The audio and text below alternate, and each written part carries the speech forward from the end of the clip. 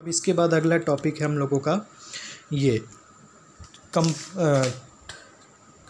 Astronomical telescope, ठीक है, जिसको हिंदी में कहते हैं खगोलीय दूरदर्शी। ये भी बहुत इंपॉर्टेंट टॉपिक है, इसका भी रे डायग्राम वगैरह पूछा जाता है। तो टेलीस्कोप का सबसे पहले हम लोग यूज़ वहाँ करते हैं जहाँ जब ऑब्जेक्ट बहुत दूर रखा हो तो विजुअल एंगल बहुत छोटा बनता है, वो ऑब्जेक्ट हमें बहुत छोटा नज़र आता है, तो इसलिए वो क्लियर नहीं दिखता है। तो इसलिए हम लोग टेलीस्कोप का यूज़ करते हैं ताकि विजुअल एंगल बढ़ जाए और हमें वो चीज़ क्लियर नज़र आए, ठीक है। तो इस वजह से हम लोग टेलीस्कोप का यूज़ करते हैं। अब टेलीस्कोप की जो बनावट होती है वो माइक्रोस्कोप की ठीक उल्टी होती है। जैसे इसमें भी एक तरफ ऑब्जेक्टिव लेंस होता है, एक तरफ आईपीस लेंस होता है, अभिदर्शक होता है, नेत्रिका होता है, ठीक है। तो जो ऑब्जेक्टिव लेंस होता है वो उसका फोकल लेंथ बड़ा होता है, जो आई के पास जो होता है वो छोटा होता है, उसका फोकल लेंथ कम होता है। जबकि इसके पहले माइक्रोस्कोप के केस में क्या होता था, ये वाला छोटा होता था लेंस और ये वाला बड़ा होता है। अब की बार क्या होगा, ये बड़ा होगा, इसका फोकल लेंथ ज़्यादा होगा, इसका फोकल लेंथ कम होगा।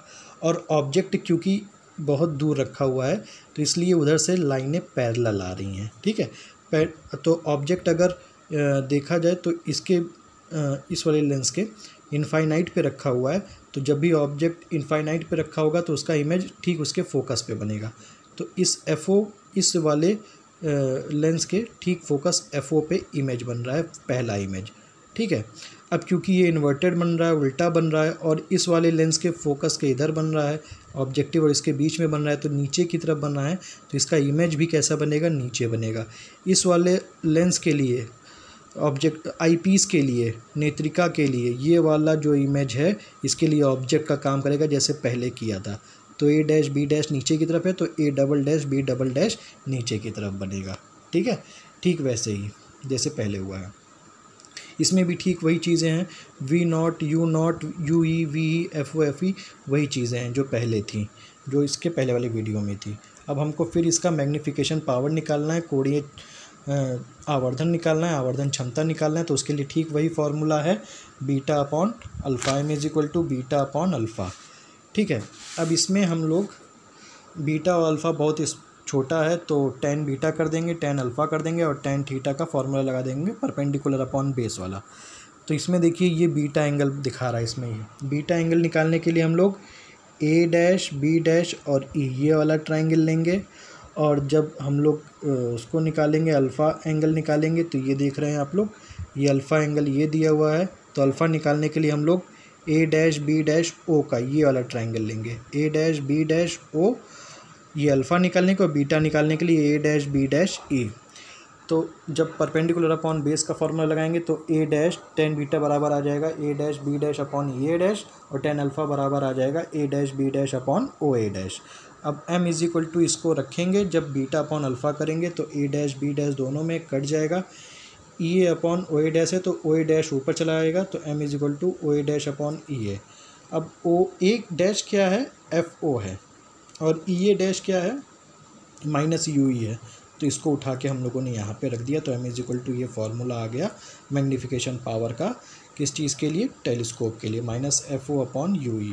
हमने यहाँ पे इसको थोड़ा सा तोड़ दिया है आगे कुछ चीज़ों के लिए कि FO को अलग कर दिया, तो इस चीज़ को हम लोग 1 अपॉन UE भी लिख सकते हैं। तो m is equal to minus FO into 1 upon UE, ये इक्वेशन फर्स्ट हो गया। अब इसमें भी दो केस आएगा कि जब जो फाइनल इमेज है वो एक बार लीस्ट डिस्टेंस D पर बने, ठीक है। तो ऐसा करने पर फिर हम लोग लेंस वाला फार्मूला लगा देंगे, और इसमें भी जो फाइनल इमेज बनेगा वो इस नेत्रिका की वजह से बनेगा, आईपीस की वजह से बनेगा।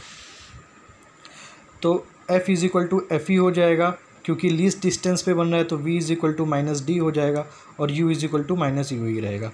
तो इस तरीके से करने पर ये इक्वेशन आ जाएगा, और इसमें 1 अपॉन UE हम लोग एक तरफ रख लेंगे, बाकी सारी चीज़ों को एक तरफ, तो ये ऐसे आ जाएगा।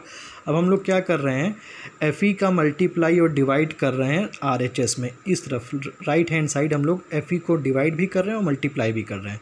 तो जो डिवाइड वाला है उसको वैसे ही रहने दे रहे हैं, मल्टीप्लाई वाला अंदर ऊपर 1 1 से मल्टीप्लाई कर दे रहे हैं। तो 1 अपॉन FE मतलब डिवाइड वाला FE नीचे रह गया, और ये वाला ऊपर मल्टीप्लाई वाला FE इसमें ऊपर ऊपर चला गया, तो ये कट के 1 हो जाएगा। तो 1 upon UE is equal to आ गया 1 अपॉन FE और 1 प्लस FE अपॉन D। तो हम लोगों ने फिर क्या किया, इस 1 अपॉन UE की वैल्यू उठा करके इस इक्वेशन में रख दी जो यहाँ पे हम लोगों ने बना रखा था। ठीक है। तो 1/UE की वैल्यू उठा करके इस इक्वेशन में 1/UE की जगह रख दिया तो हमको ये फार्मूला मिल जाएगा। तो 1/UE बराबर आया था 1/FE 1 + D/FE। तो ये चीज़ें फिर ऐसे मिल जाएंगी हमको।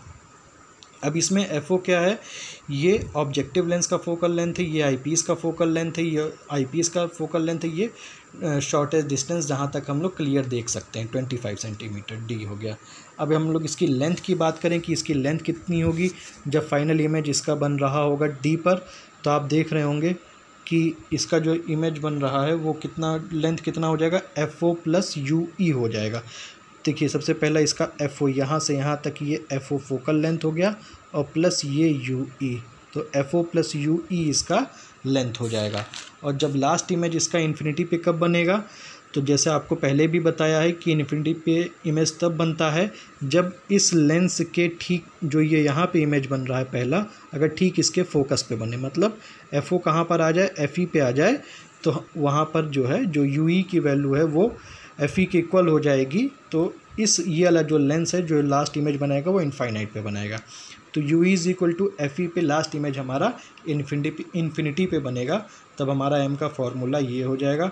उस समय टेलीस्कोप की लेंथ हो जाएगी आपकी FO + FE। ये हो गया आपका एस्ट्रोनॉमिकल टेलीस्कोप जो है खगोलीय दूरदर्शी।